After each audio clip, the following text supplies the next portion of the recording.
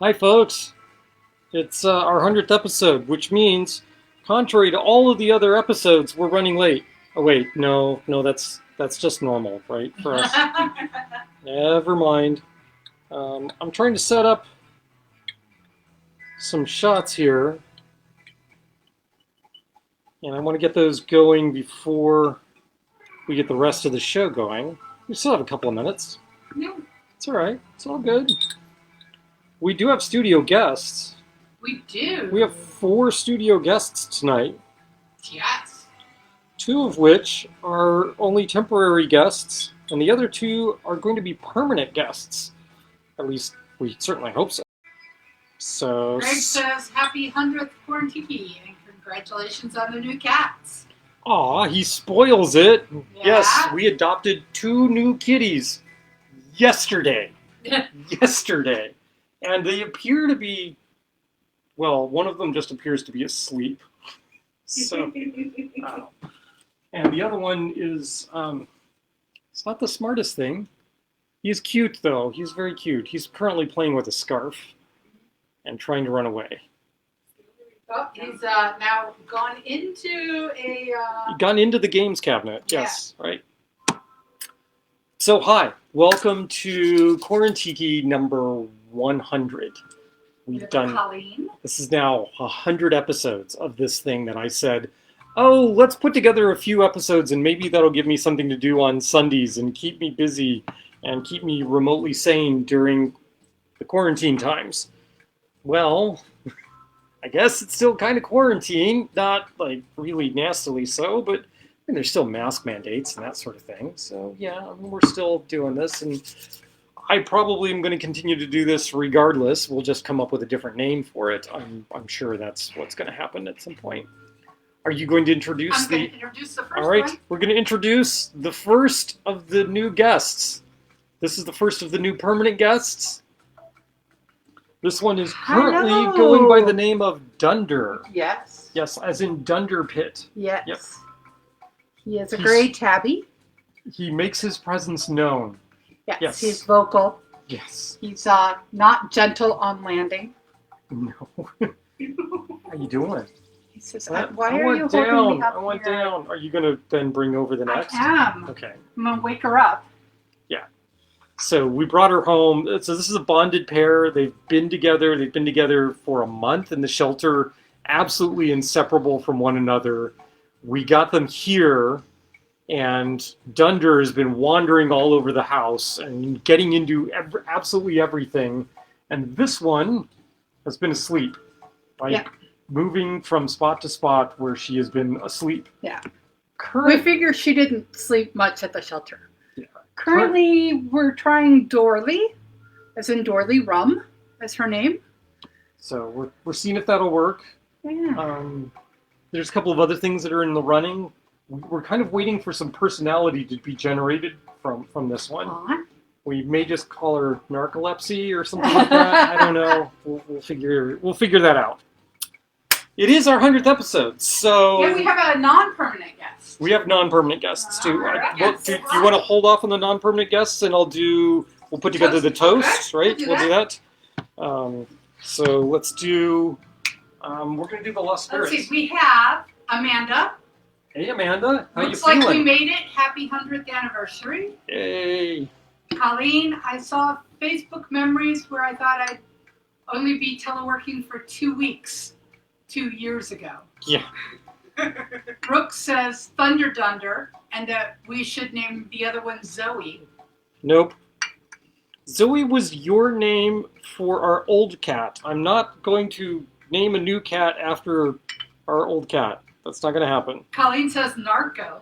Marco. Narc. Amanda says congrats on the new kittens, and Brooke says what's on fire? What's on fire? So what is on fire is we've got 2 sticks of a jasmine incense that was given to me by a high school friend of mine that we've remained in contact. Right? Yes. Yeah. It was Robin that gave this to us.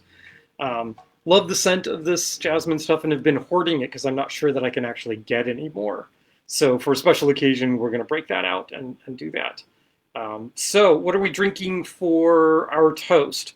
For our toast, we are drinking the rum that we picked up on our anniversary trip that we couldn't open because you can't travel with open rum, right? Yeah, that's kind of bad.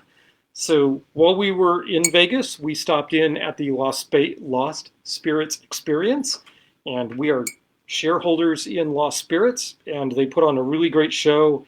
And we came home with one of their bottles of rum, the Ex Machina. They also had their Navy Strength rum. They did a cherry infused rum, a pineapple infused rum, and a heavy pot still rum. It's this. And then they did a Jamaican rum. And the only one of those that they don't use their own juice for is the Jamaican. They bring in Jamaican rum and then they put it through their processes where they do the accelerated aging process, which is really cool to kind of see it in space and realize that their aging time is like 2 weeks. They lose nothing to angel share, and they have no reason to have large storage facilities, which really cuts down on their expenses. Not necessarily the cost of the rum, but it does cut down on their expenses. So we're going to be trying the Ex Machina, which we had at the show, and I brought back because it was my favorite of those. And Andrea says cats should be Pilar and Baku. They are awfully sweet kitties, and both of those rums are awfully sweet. We could do something like that. Amanda is reclined in bed, healing at a friend's house, looking to head home on Tuesday. Yay! Yay! Gallbladder or surgery was done. Yes, surgery was done. Yeah. She feels better now. Yay! Good. So we have the Ex Machina to toast, and we have new friends. So was on a Zoom with some coworkers, and one of them slipped gaming into the conversation, and all of a sudden they're here, and we're going to be drinking some tiki drinks. And we have Elizabeth and Jerry here, and we shall be drinking to 100 episodes and still making new friends. How's that? I say this smells like butterscotch. It just does. Goes down like butterscotch too. Like those Werther's butterscotch. Yeah. And yet on the palate, it's not that sweet. It doesn't come across. Yeah. But it's smooth. Yeah. For 57.3% alcohol. So yeah, this is 114 proof. This is not a light rum in any case. Did I just say in any case? Yeah. I'm not sure quace is a word. Don't try it on Wordle. It won't work. And people have to comment.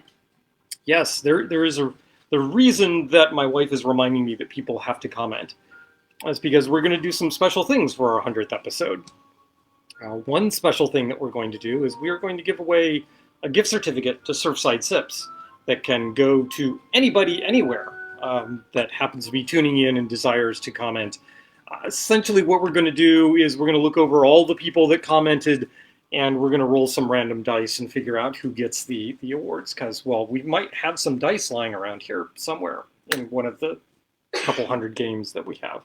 So when you get a gift certificate to Surfside Sips, what can you do with a gift certificate from Surfside Sips? Well, you can get straws, because that's what Surfside Sips does, and in particular, you could get their brand new floater straws. All right, look at this. So here you go. Can you tell what's on there? Yep, that's actually glass. This is not netting or anything else. This is done with glass, on glass, and we saw them doing this, and we said we must own one, and now we do, and you too can do that. And any slight imperfections in how the netting is done is just perfect, because netting never lies straight, right? So yeah, there you go. There's the brand new Surfside Sip straw. And we are going to be very ginger with that. Yes, ginger. No ginger tonight, but we're going to be ginger with the straw. Other thing that we are giving away is we're going to give away a tiki mug. we're going to give away a tiki mug, and we're giving away a swizzle stick.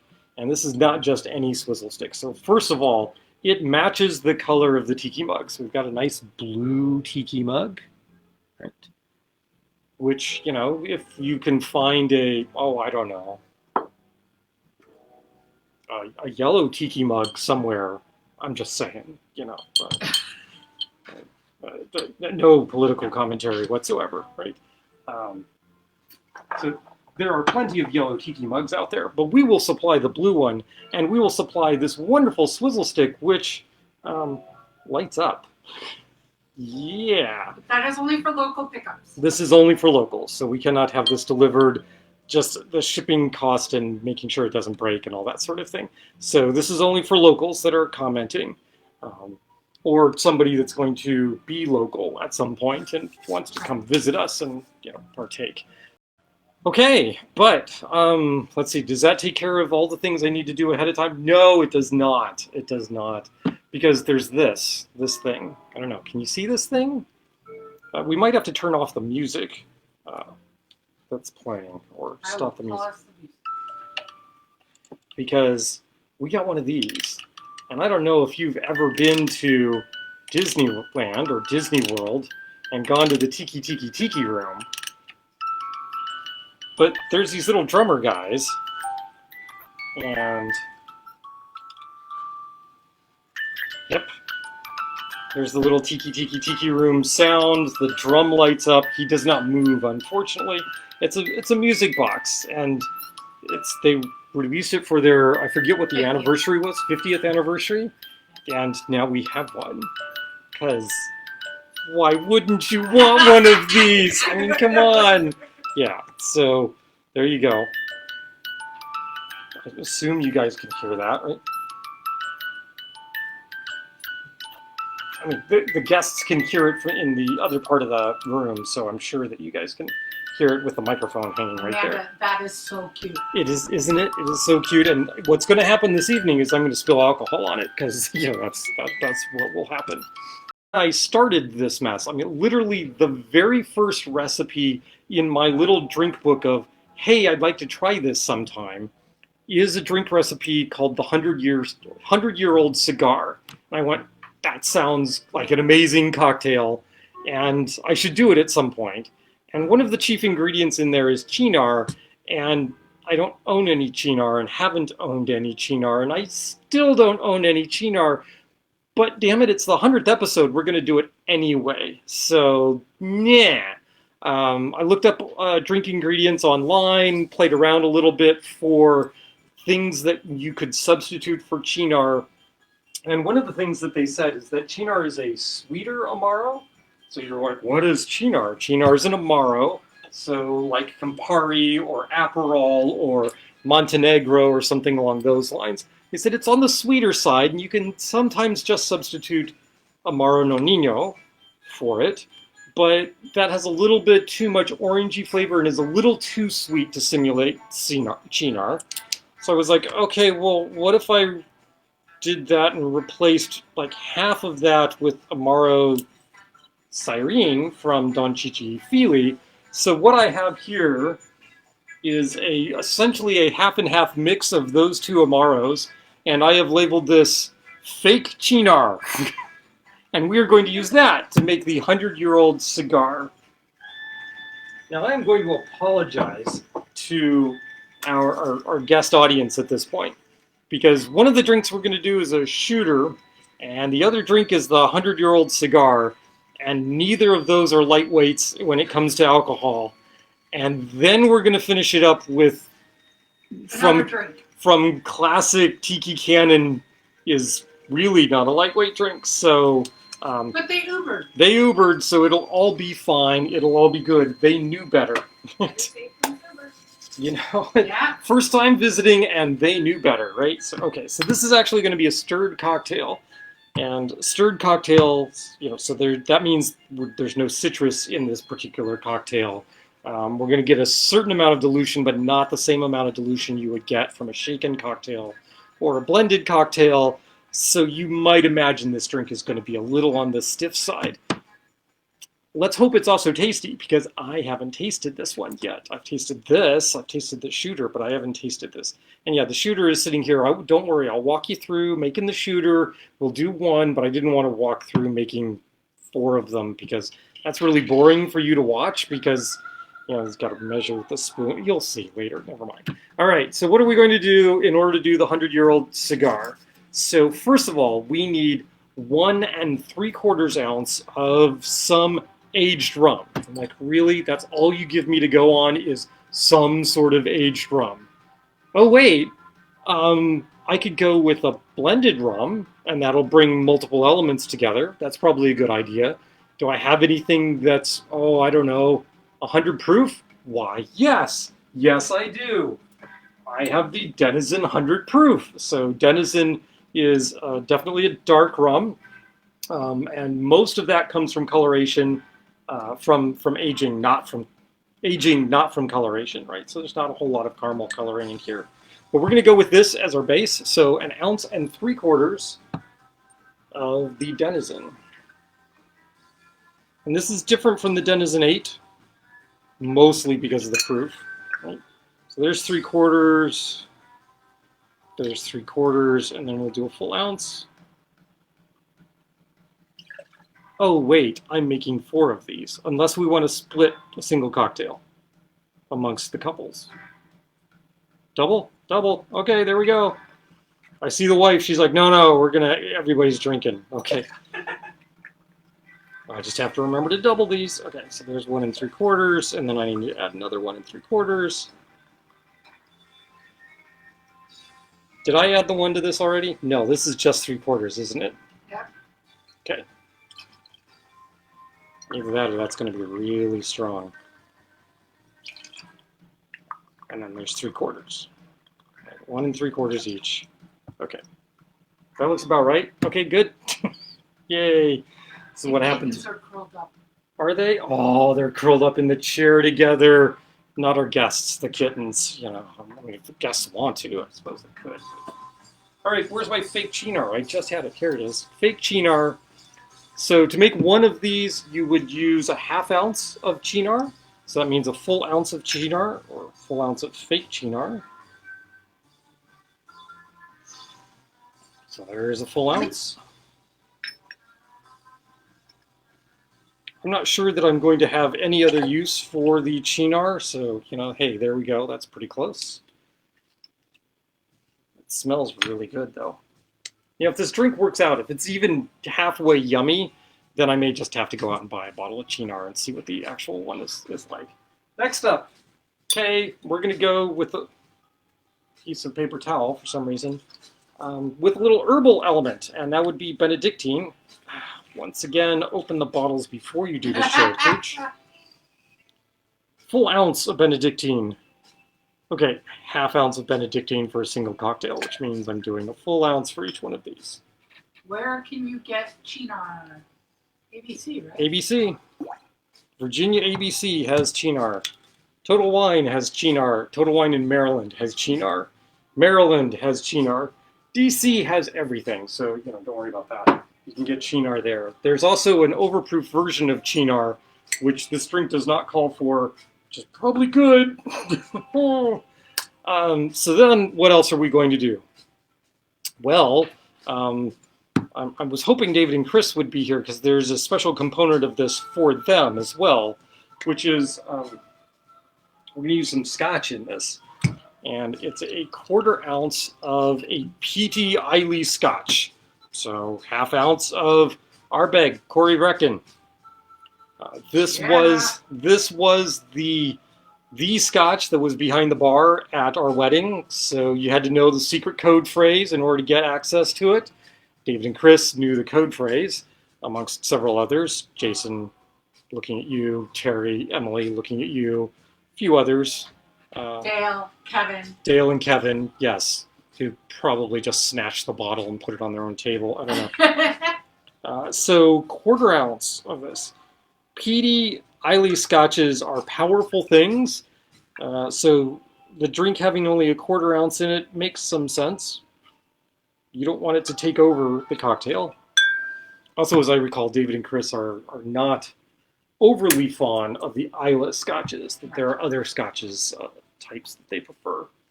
And then we're going to add a few dashes of bitters to this, and the recipe just calls for straightforward Angostura bitters. So 1 dash, just 1 dash, which means 2 dashes because we're doubling it up, right? So there's 1, there's 2, 1. Could you mix other bitters with this? Sure, but let's make it according to the recipe the first time. How's that? Or at least as close to it as we can, because we don't have any Chinar, but whatever.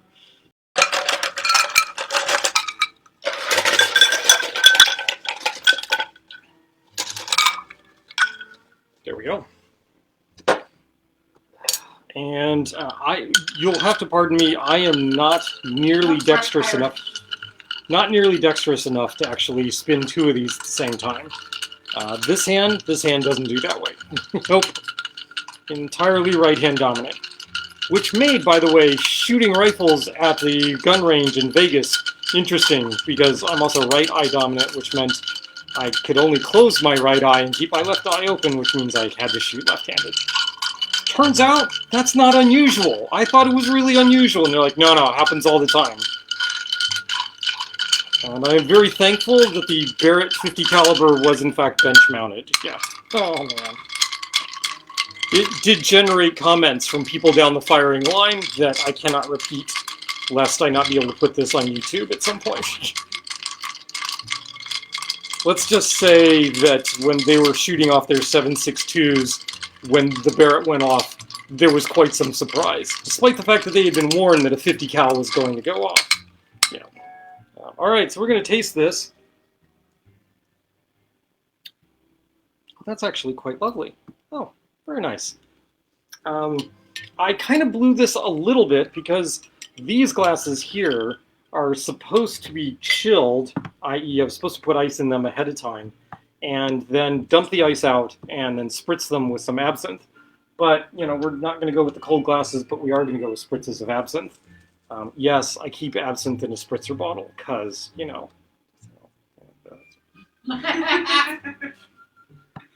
What kind of absinthe am I using, hun? Do you know? Mount Defiance. So anybody out there, without going to the internet and asking, know what the proof is on the Mount Defiance absinthe? This is your opportunity to comment. If you comment, then you might have a chance of winning one of these guys, or getting straws from Surfside Sips, right? Okay. So Amanda says that looks good. Sort of like a sweet tea. yeah, it kind of looks like a sweet tea. It don't taste like it. All right, we're gonna reach over here. Nope, what am I doing? Oh, man. My nose is being hit by these waves of absinthe. All right. Amanda says 124 proof. Well, that'd be a good guess. It's not right, but it's a good guess. Unless my memory is wrong. Which, bear in mind, I was making shooters earlier today, so it might be wrong. Wow, there's a lot of this. Oh, it's going to be an interesting night.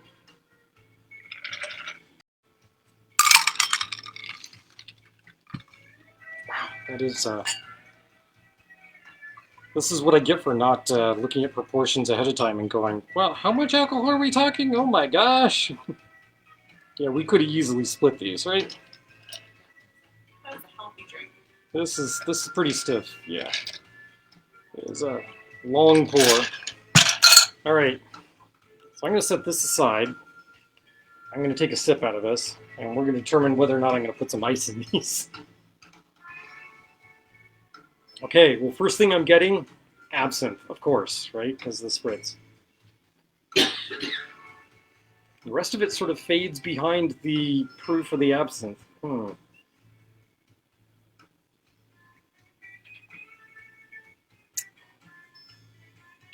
that has a lot in common with the Sazerac, but oh man, there's nothing in here. Oh no, the smoky, peaty, right? That's where we're getting the cigar elements from, because there is that lingering sort of smoke effect.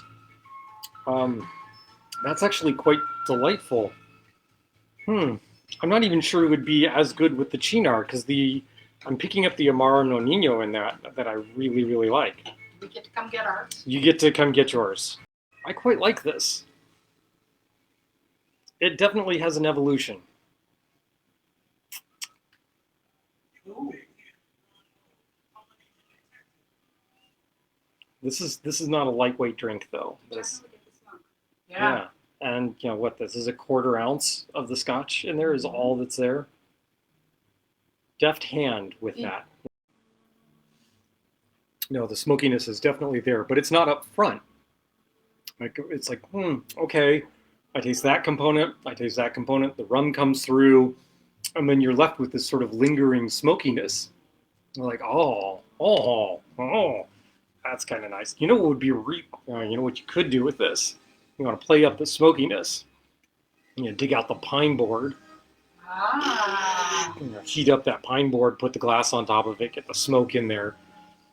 Then when you're pouring from here, you're going to get a little bit of the smoke coming over the edge of the glass, and I'll bet that would look just super awesome. You know, I'm going to disappear for a moment because there's something I want to get from the back room that would make this drink better. So don't finish the drink while I'm disappearing. Be right back. Okay.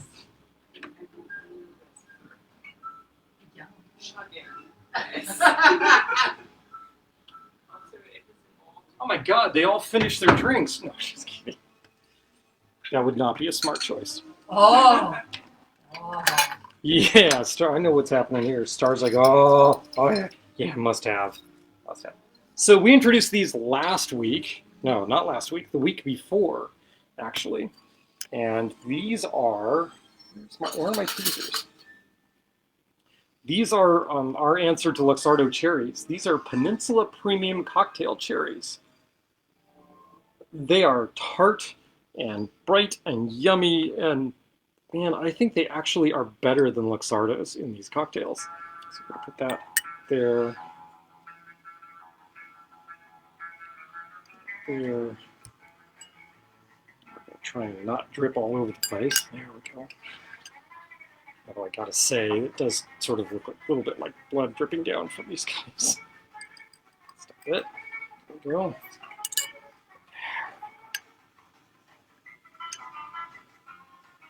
Yeah, so we were at Captain Gregory's, I think it was, which is a local speakeasy, and they were... The picks. The picks? Picks are from Dizzy Diva. They are from Dizzy Diva, that's right. Oh. So we were at Captain Gregory's, and they were serving us their seasonal cocktails like they usually do. This next season that they're in right now is Japanese, right? Is cherry blossom Japanese themed, but they're likely to do something tiki later in the year.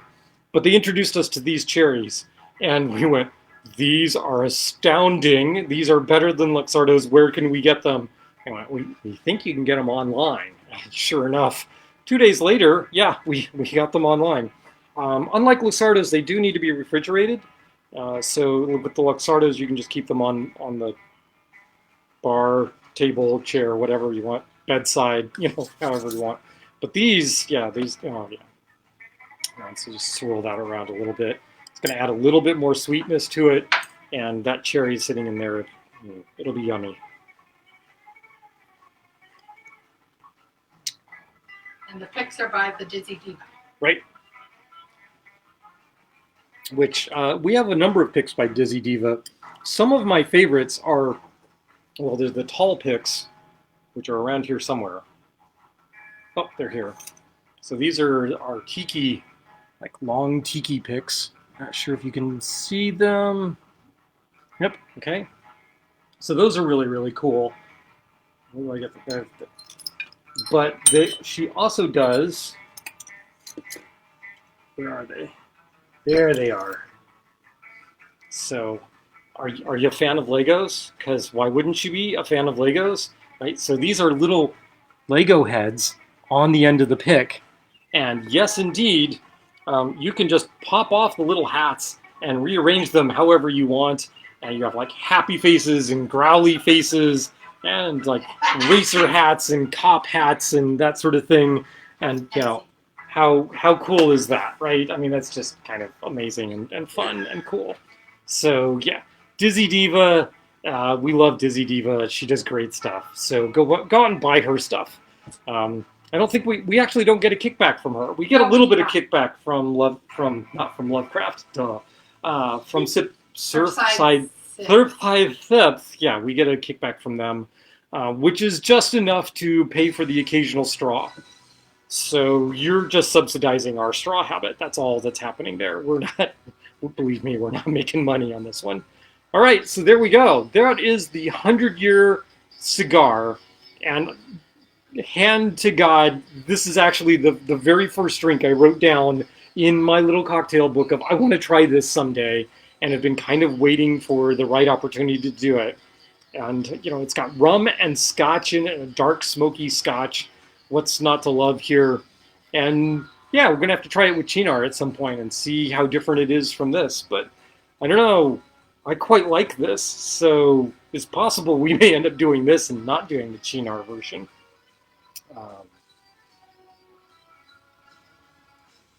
Wow, this is a very strange version of the Bond theme. It seems very, I don't know, late 70s, not quite disco-ish kind of way of doing it. It's like, this is almost like if ABBA decided to do a James Bond theme. I don't know. All right, do we have David and Chris yet? No. No. We're going to go ahead and do a drink, and they can watch it in They're going to have to watch it in reruns later. Which, y'all know you can do that, right? You can log into the website on the Facebook site and just watch these things later. Or, I mean, if you really want to, you can wait till they go up on YouTube, but that's going to be a year. It's going to be a year, right? We're averaging 1 or 2 episodes a week are converted over to YouTube and put up. So, by this time we might be doing the 200th episode, and that would be, wow. Can I find material to do 200 episodes about cocktails? Yes, I can. Yes. All right. So, I don't know what we should do here because nobody's whipping through this drink or should be whipping through this drink. And the next thing up would be a shooter, which, oh man, and this is not going to be a lightweight shooter either. So I think what I should do is talk for a little bit. Okay. How's that? So what am I going to talk about? I am going to talk about the writer N.K. Jemisin. And why am I going to talk about this writer? Well, amongst other things, she is the only author to win the Hugo Award in 3 consecutive years for her trilogy that I don't remember the name of offhand, the Broken Earth trilogy. Yes. And bad on me, bad on Star, neither one of us has read any of that trilogy. Just hasn't been the right time, the right place to do it. But what she did was she came out with this book, The City We Became, which you might note there, you probably can't see it, but there's a one-word review here by Mr. Neil Gaiman, and it just says glorious.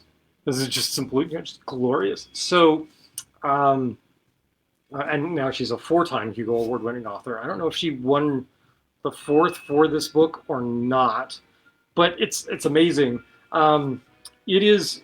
She considers herself a New Yorker. It is sort of the story of New York, but not really. And why am I bringing it up here? You're watching Lovecraft Cocktails, so you might think that there's some Lovecraftian references in here, and she does a wonderful job of turning the Lovecraftian mythos sort of on its head and putting a different spin on it. And this is just an absolutely wonderful book. I heartily recommend it.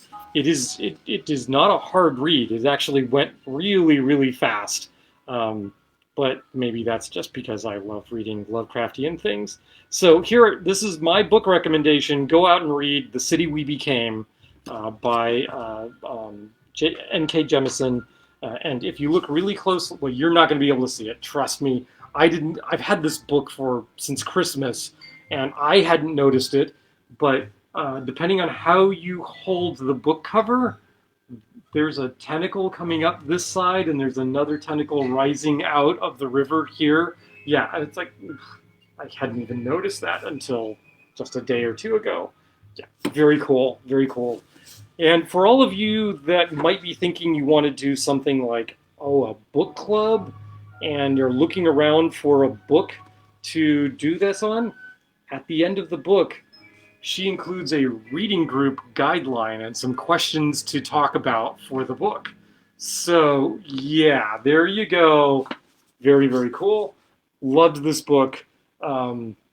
Is it a masterpiece? Will it go down as a masterpiece of fiction? I don't know that that's true, but wow, was it a good read, a fun read, and a thoughtful read. You can certainly read it just on the level of, wow, this is fun, or you can read it on a deeper level and go, oh, let me think about this.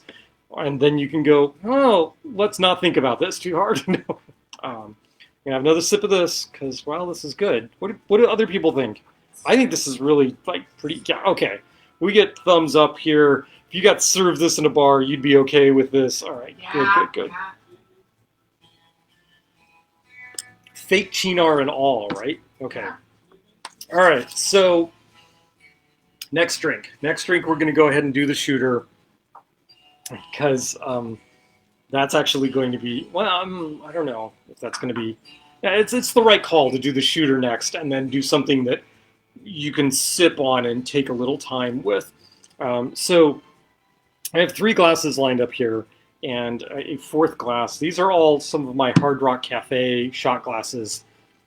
Whenever I go to a city I haven't been to that has a Hard Rock Cafe in it, I always try and make the Hard Rock Cafe, not because I necessarily am in love with Hard Rock Cafe, although it's always fun to see kind of what memorabilia they have.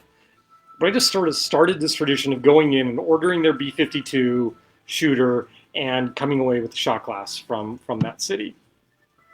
There's also, while I love experiencing the city and cuisines of different cities, there are times where you want to play it safe, where you just want something where you know what the flavor profile is going to be.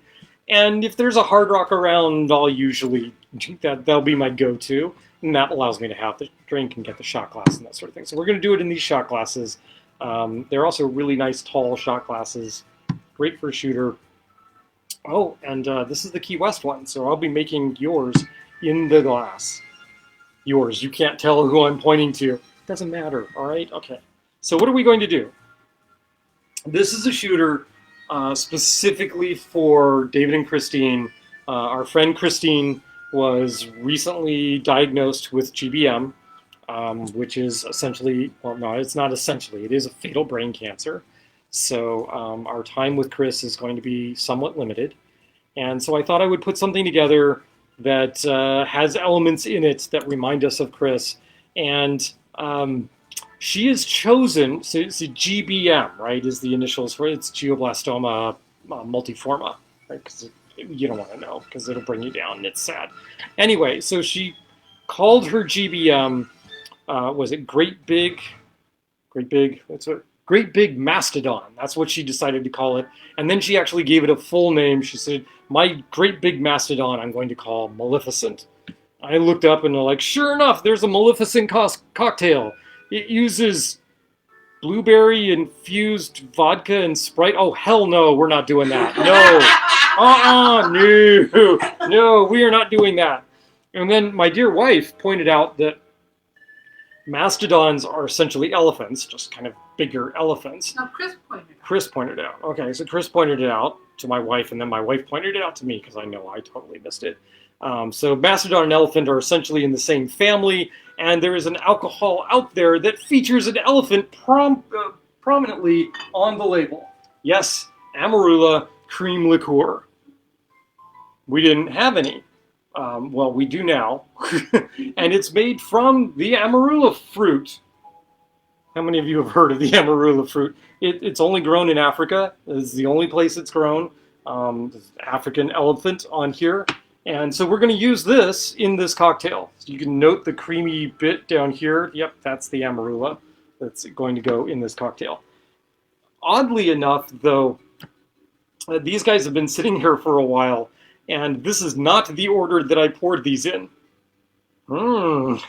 So in terms of the coloration here, so we're going to play around a little bit because David and Chris introduced us to our favorite coffee liqueur, which is Mr. Black.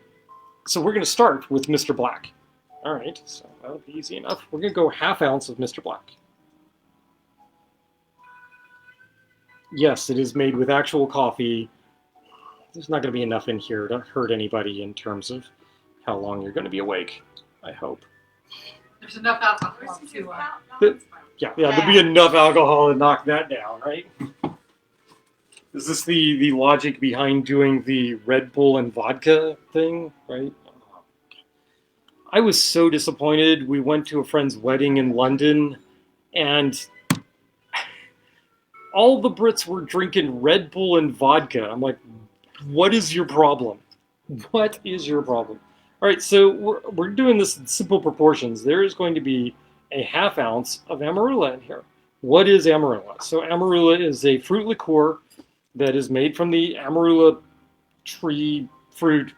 It's kind of a citrusy fruit. So there are citrus elements in here. This is a cream liqueur, and it clocks in at 17%. Right? So, this was an experiment also, by the way, in terms of specific gravities and figuring out what went where. And these trees bear the fruit only once a year. Yeah, which is... And it attracts elephants from surrounding areas.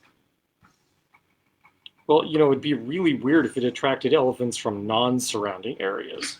The elephants in the local area are like, yeah, it's the Amarula bush, whatever.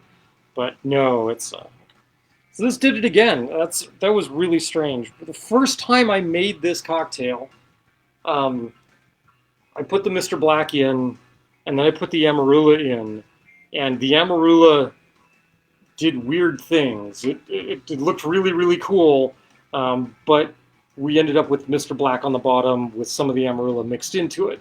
So I'm really kind of weirded out by the fact that I'm getting this amount of separation now. I don't know what I did the first time around, but I did something. Colleen says she heard about the fruit when she was in South Africa. They put it in everything. The fruit or the liqueur? The fruit. Oh, okay. It'd be better if they put the liqueur in everything, wouldn't it? Yeah, that'd be awesome. Okay, so David and Chris have also taken us on a number of expeditions that involve Scotch. But as I pointed out earlier, they're not necessarily huge. I mean, they like Scotch of all sorts and types, but they're not as extravagant Scotch heads from Islay as my wife is. So, this is in honor of you, Chris. We are reaching for a non-Islay Scotch, and because I love you dearly, we are breaking into my collection of Scotch, and this is my dark rum casked 15-year Ben Reich. There ain't much left of this. Oh. Chris, I love you. You better realize that by now. I also don't know that I can get any more of this. We brought this back from one of our trips to the UK. And I don't believe it is sold in the United States at all. If this particular expression is even sold anymore, which it may not be.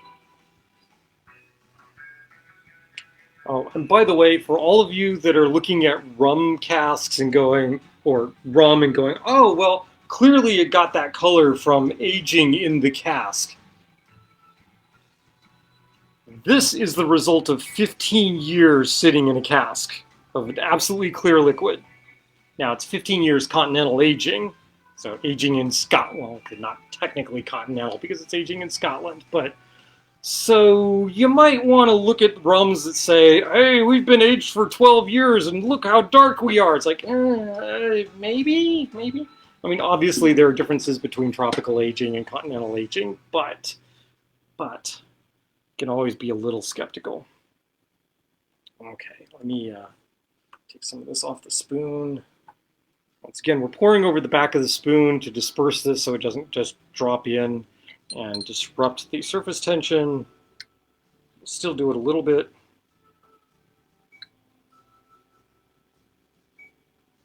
Well, that's coming out nicely. Right. Okay. So there you go. So we've got the Mr. Black in there, to represent David and Chris and their coffee obsession. We've got the Scotch in there to represent the mutual interest that we have in Scotches. And then, okay, we got the Amarula down there that actually represents the GBM, the Mastodon, right? But we're going to reach for, there's one more thing that's going in here, and that's a little bit of rum. And so this is a very special rum in that, amongst other things, it's 69% alcohol, which is, makes it special because it's a blended rum. And this was a group of friends that got together to blend this rum for this particular flavor profile. These are notable people within the rum pantheon. Jeff Beachbum-Berry, Martin Cate, Mr. McFadden, David Wondrich, et cetera, all coming together to make this rum. And David and Chris, just want to say you've got a lot of friends around the world, and we're here for you.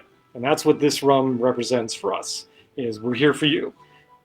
So we're going to do another half ounce, and that'll complete the shooter. We're not putting any more alcohol in here. You did say you weren't driving, right? Like for the next day. How much water we got over there? You should be drinking water. We got water. Okay, good. What did I do? Oh my gosh, that's been higher than the rest. Well, that means it's mine. Okay. All right. Clearly my measuring is off because all of these are different levels. I'm going to guess my measuring is actually not that bad, and the Hard Rock glasses are probably not all the same size. Not consistent? Yeah, not consistent. That would be... So we have... Chicago. So the tall one is actually the Key West. Do you want that one, or you're fine? Okay, all right. We'll go there. Do you want this one? Right. What is this one? This is the Las Vegas. And this one's the Washington, D.C. All right. So here's to defeating great big mastodons. Here, David and Chris. Yeah, and it's a shooter. Do not sip this. I did try earlier. I said, maybe I shouldn't do this as a sipper, maybe, or as a shot. Maybe I should just put it with some ice and shake it. Oh, it was terrible. Better? Yeah. Yeah. Once we got rid of the raspberry. Yeah. Whoo! Yeah. See. It's a little boozy. Yeah. That bites. Yeah, that's the OFTD, because the OFTD is hitting you first, right?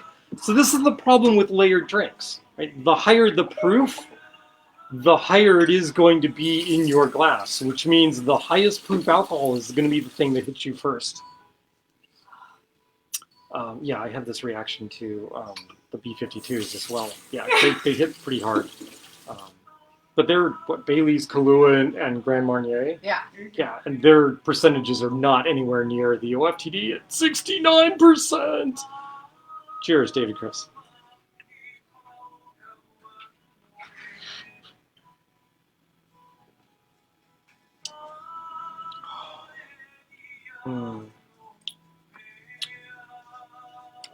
I need water. No, I don't. I need a cigar. That's a stiff shooter. You know it is when a 100-year-old cigar is a nice mouth cleanser for it. We shouldn't have too many of those. Those are strong, but it's a strong time for David and Chris. So it bites. As one of our guests said, it bites. So yeah, bites in more than one way because it bites to get that diagnosis. Yeah. All right. Tasty though. Tasty. All right. So the third drink is also, we're going to go with another homage to David and Chris, but in a sick and twisted way, because one of the things that I'm given to understand that Chris really likes about me is my dark sense of humor. So Chris, you got brain cancer. It eats your brains. It's a tiki show. So what are we going to do? We're going to make zombies. Right? All right. I am conscious of the fact that we've had a lot of alcohol already with just 2 drinks. So So we'll make one for each couple. right, that is the plan. And look, I only have 2 zombie glasses here. Right, so we have. I don't know if so. You two are tiki fans, yes. Have you been to Archipelago yet? No. Okay, so Archipelago is the local Washington D.C. really good tiki bar. There are other tiki bars. Archipelago is sort of the flagship for the D.C. metro area, and this is one of their zombie glasses that we got the last time we went to Archipelago. This was while they were still only serving on the patio. Yeah. Yeah, so they've now opened up, and you can drink inside. We've done that since then, but this was the zombie glass that they're having, yeah. So we're going to do that, and for the second one, we're going to use the God, I can't remember what he's called. It doesn't say. Oh no, it's from Frankie's Tiki Room in Las Vegas. This is the.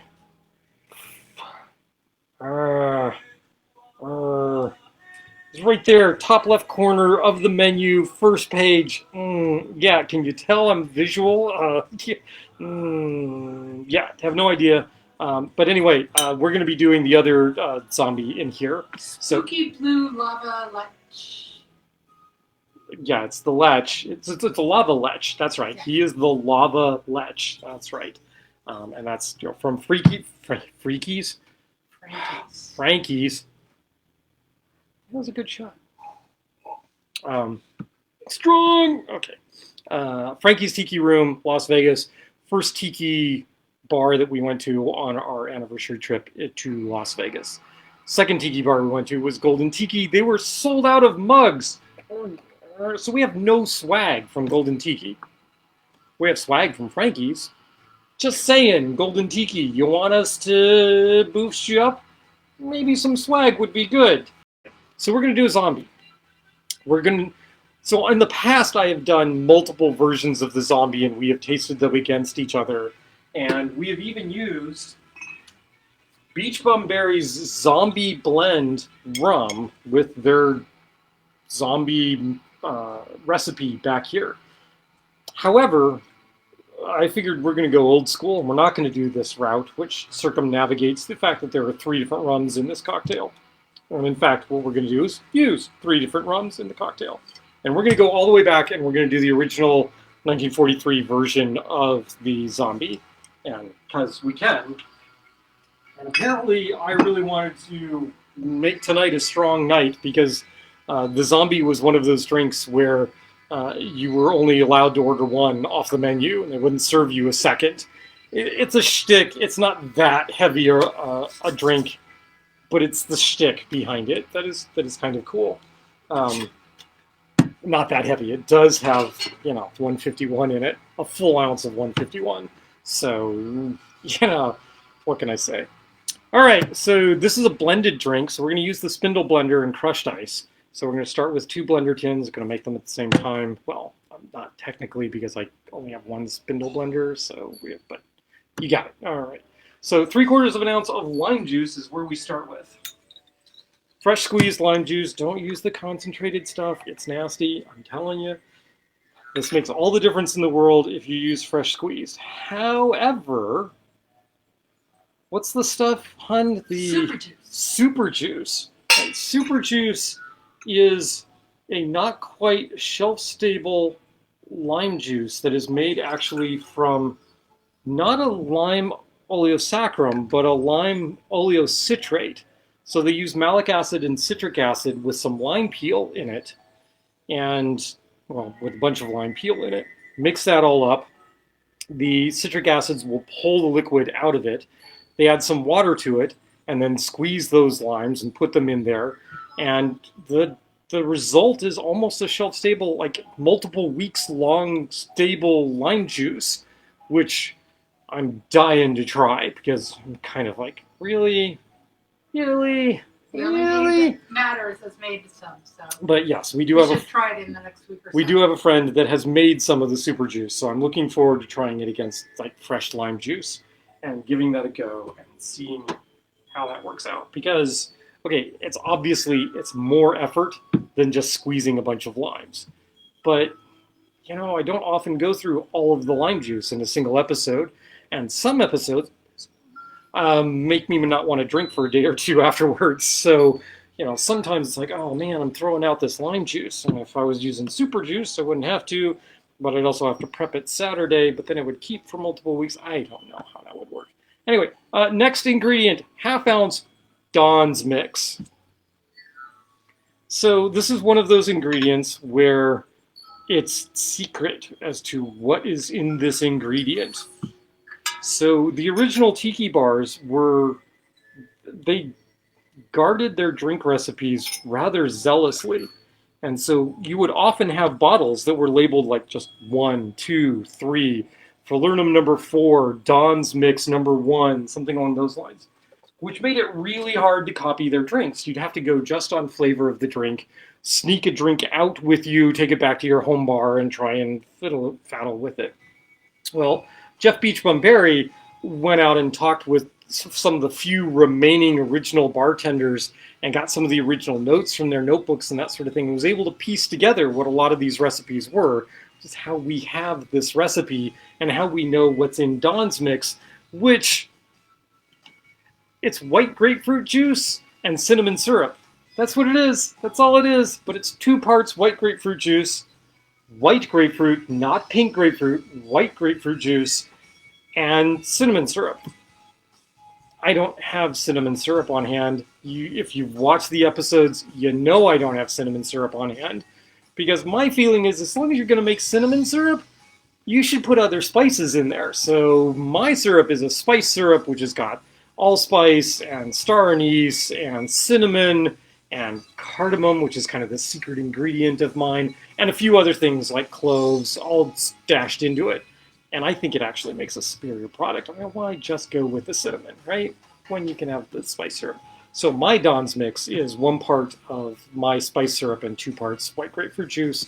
Also, shout out, why do we have white grapefruits? Because David and Chris sent us a care package of white grapefruits. Because when was the last time you saw white grapefruit in your local store, produce store, right? Not often. It's always the pink grapefruit. All right, so there you go. So we've got what did I say? Half ounce of Dawn's Mix, 3/4 ounce of lime juice, and then a ½ ounce of falernum, which is one of those things that if you're not into tiki, you're like, what the hell is falernum? And if you're into tiki, you're like, yeah, rock falernum, right? So, I didn't. Okay, there we go. So lime, rum, cloves, allspice thrown in here. And we're doing a ½ ounce of falernum. You can make your own.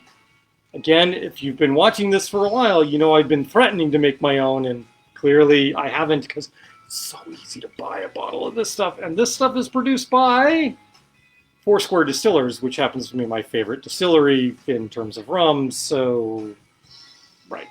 But eventually, I will make my own falernum, I promise. I promise. ½ ounce falernum.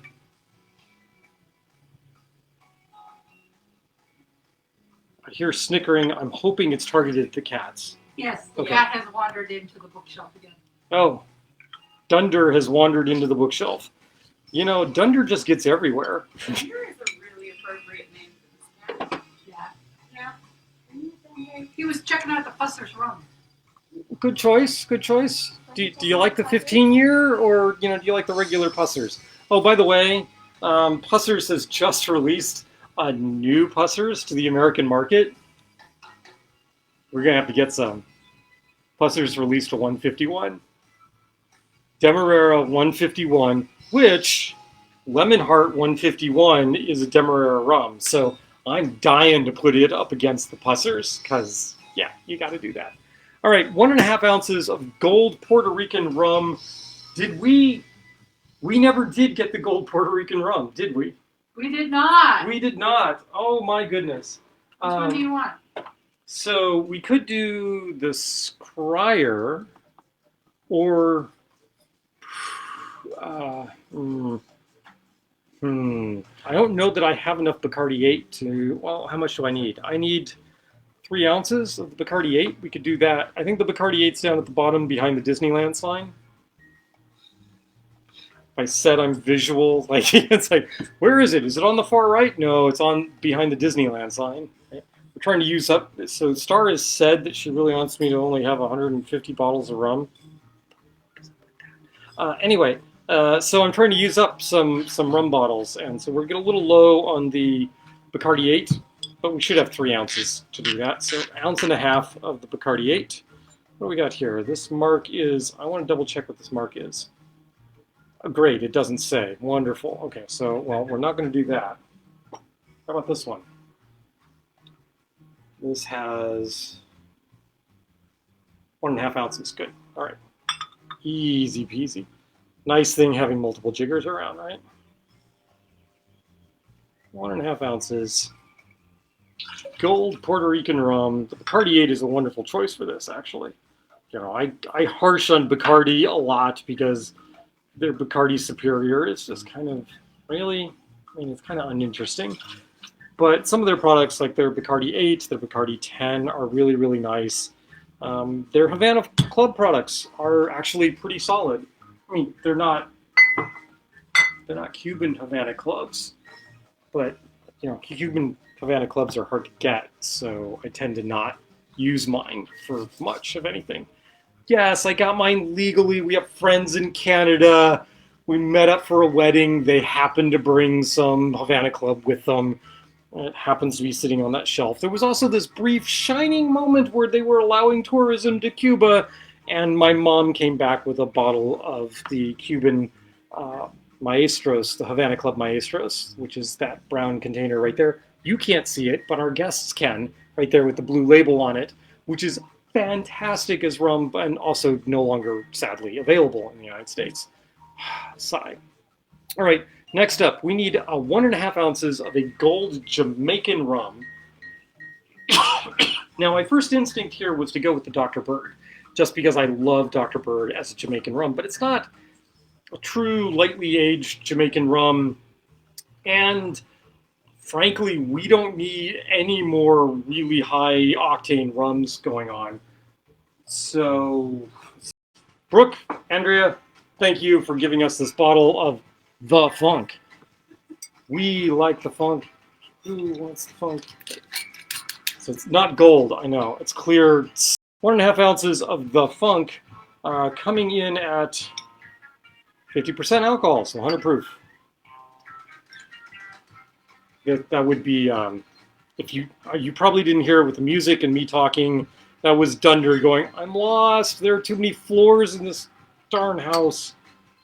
It sounds so pathetic. And I'm so used to our previous cat who was really quiet. And the sound that Dunder makes when he's lost is this pathetic sound that our previous cat would only make when something was wrong. So like I'm like tuned in. What? Oh no, it's just lost again. Okay, never mind. Okay. So aren't we glad that we are splitting these cocktails? Yep, because there's 3 ounces of rum in here, and we're not done with the rum yet. So, yeah, so the funk goes over here. All right, so 3 rums.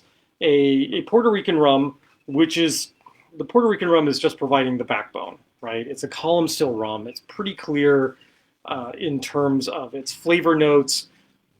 It's not adding a whole lot of flavor to this particular cocktail, but you need that for the backbone. The Jamaican rum, though, that Jamaican rum's providing a little funk to this and making it kind of, well, I mean, the bottle's called The Funk, right? So it's providing some funkiness. Next up, though, is the 151 that's coming. And the 151, we are actually going to do a 151 and a second 151. And so we are going to do the exact same zombie recipe.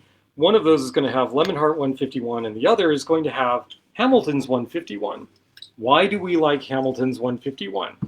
We like Hamilton 151 because at one point, Lemon Heart and Sons decided in a fit of complete and utter stupidity to stop producing this. And Ed Hamilton said, "Oh, we can't have that," and went to Guyana and said, we need to have Demerara 151 rum because we need it to make tiki drinks. Darn it! And Zoom, there goes Cat. And so Ed started importing with his own import company, Hamilton rums, and one of which was the Hamilton 151. And did I really? Oh, I did open this one. Okay. It's like, this looks like it hasn't been opened yet. We're not going an ounce and a half of the 151. We're only going an ounce. Only an ounce. So one of these is going to have an ounce of the Lemon Heart, and one will have an ounce of the Hamilton 151. They are different, despite being from the same distillery. What do you mean they're from the same distillery? One is Ed Hamilton's 151, and the other is Lemon Heart 151. How can those be from the same distillery? Because there's only one distillery in Guyana. That's it. It's only one. Now, the interesting thing about that distillery is there used to be a lot of distilleries in Guyana. And as they went out of business, Diamond Distilling bought up all of their old equipment. So all of the old stills and the like across all of the different distilleries within Guyana are all still present at the Diamond Distilling. And Pussers is a Demerara rum, and Pussers comes straight from DDL. And they actually have very specific specifications as to how much rum comes from this still and how much rum comes from that still and how much rum comes from the wooden coffee still that is still functional. It's a still made out of wood. How bizarre is that? But apparently it has very distinctive flavors, and you can't get that same flavor from any other still. And so someday we're going to have to go there. We will have to make the pilgrimage. 1 dash Angostura bitters. Nope. Never mind. Not going to do that. We have new bitters. We're going to play with new bitters. So we're going to do an authentic zombie with burlesque bitters. Because why not? We saw at least a couple of burlesque shows while we were at Vegas, and they were quite fun. So there's an ode to Vegas. How late am I? Wow, I'm already 10 minutes over. Okay. So we need 6 drops of absinthe in here as well. We're only going to go 5 because this is it's a high proof absinthe. Once again, I'm not telling you what the proof is because we want you to comment with what the proof is so that you can win a gift certificate from Surfside Sips or this cool blue tiki mug. Well, hi Dunder. All right, so we're only going to go 5 drops. 1, 2, 3, 4, 5. 1, 2, 3, 4, 5. You know, 5 drops?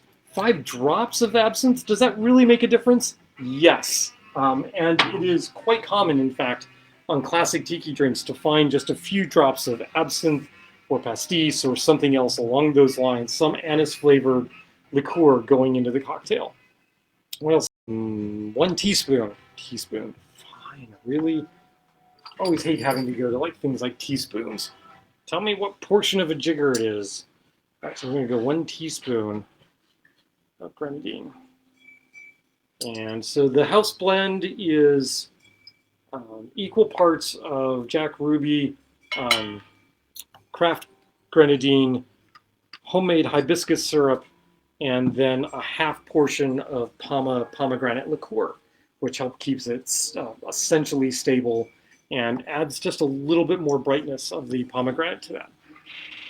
Next up, so we need 6 ounces of crushed ice.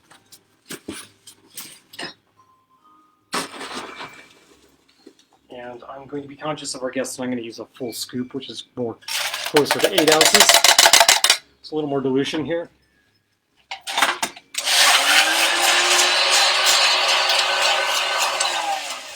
What you need, like 5 seconds of blending. You just want to get a little aeration here. Martin Kate suggests when you do a flash blend like this, you throw some larger chunks in there just to help it. Does it work? Sure. Does it necessary? I'm not sure it's absolutely necessary. Okay, so this is going to be a little lost in here, but we're going to do it anyway, and our guests are going to get to drink out of the Frankie's Tiki Room mug, because why not? And we can add a couple more cubes to that. those won't melt as fast, so you won't get as much dilution if they will go into the drink. There we go. Okay. So, sorry it doesn't rise all the way to the top, but what the heck. I will supply you with a couple of straws. One straw? One straw. So I'm going to stick a straw in here. Note, green glass, bamboo-looking straw. Where's it from? Surfside Sips. How can you get straws like that? Well, you could leave a comment in and possibly win a gift certificate for getting those. All right. So, But you can also get 20% off. you can get 20%. I mean, if you just want to, you don't want to try winning the gift certificate, or, sadly, you don't win the gift certificate. You could just use the Lovecraft Cocktails promo code, which is all capital letters Lovecraft, Lovecraft, and you get 20% off. And we get some small portion of that, which goes back to us buying straws. So there we go. There is a Lemon Heart & Sons 151 zombie. Next up, we're going to do the same thing. 1 full scoop of crushed ice. Oh, looks about the same. That goes in there. We're going to do this for 5 seconds. Star, you might want to grab a straw and take a sip from there so you can compare. Oh, okay.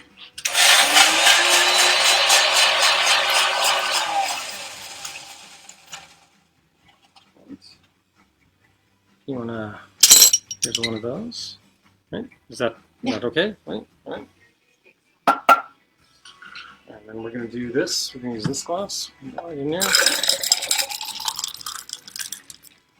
See, that's so much better. Oh man, I am such a klutz, right? There's this sprigs of this green stuff that should be in a zombie, right? That I completely forgot about, and can't do that because Dave will get on my case about not spanking mint. So there's mint has been spanked, and I'll go ahead and stick a straw in here. I'm gonna do a small straw there, and then I'm going to run over, grab some mint. You need some mint. Definitely mint. Gotta have some mint. All right, nice tight bunch here. Smack the mint. What does smacking the mint do? Well, first of all, it allows you to get out some aggravation. Secondly, what it does is it releases some of the basic alcohols, breaks some of the outer cell structure, and it just makes it more aromatic. That's really all it does. And also, your hands smell wonderful after you've done that. So I'm going to take a taste of this zombie and see how it was. I say was because it's now going to go into my wife's hands, and I probably won't see it again. That's the other zombie. This is the other zombie. Mm-hmm. That's Oh. my taste. Oh, okay. I'm like, what? Yum. That's okay. That doesn't suck. Yeah. Yeah. So there's 4 ounces of alcohol in that. One of which is 151. So not a weak drink, but that's how we're going to conclude this evening with a brain-eating, nasty little guy called the zombie, which you got sometimes. Life is going to do really bad things to you, and all you can do is poke a little fun at them. And that's what we're doing tonight. We did the GBM, the Great Big Mastodon shooter, using Yeah, Mr. Black, it is time to Amarillo, Scotch, spin. and OFTD, and we did a zombie as well. So what do you mean spin? Does this mean like comment time is closed? Are you actually going to make a call right now as to who wins, or what? What's the spin? I don't know. Things happen around me that I don't know about. It's time to. It's time to actually announce. Can you do that? Do you know who all's commented? Yeah. I've Okay. been keeping track as it goes on. All right. So if anything happens and you're like disgruntled over the results of the sweepstakes, take it up with my wife, all right? Because So I'm the bartender. That's all I have to the do. local. The local. So this is this guy with the woohoo. Light up. Come on. There we go. Light up. Right? Mm-hmm. Who's that going to? Miss recovering from surgery. Woohoo! Because eventually you're going to need some of these, right? All right. Excellent. So Amanda, congratulations. You get a blue tiki mug and a little blue swizzle stick that lights up with a star on it because I know you love my wife. So there you go. All right. And the Dun, Surfside dun, Sip dun. Award goes to Is the fix in? Is the fix in? our old house. It goes to Ruth. Yes. Yay! For those of you that don't know, when we left Kansas, we tried to sell our house. We couldn't. We rented it out to a friend. Eventually, she was able to put together the cash and funding, and she now owns that house. So that is our old house, and the Surfside Sips gift certificate is going to Ruth. Thank you, Ruth, for tuning in.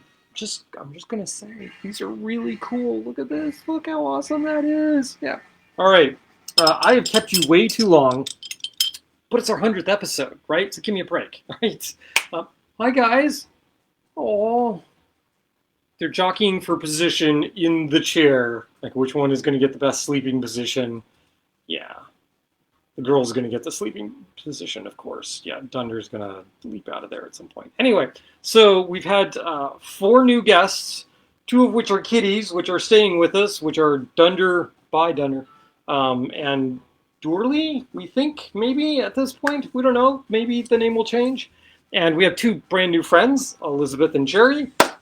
Safe travels, and safe once you're there. safe is safe. Yes, and we will hopefully see you guys again at some point. Have you over, Elizabeth, for gaming, because we have a few games, right? Yes. And we'll play the Tiki Tiki Tiki song for you when you come over. And I guess we should just wrap this up because we're already, wow, are we late? And I've got a lot of barware to clean up this evening. So And a few glasses, and I should drink some water at some point. Hey, look, I have a big old thing of water. Anyway, so the sign off. I'm still stuck on this.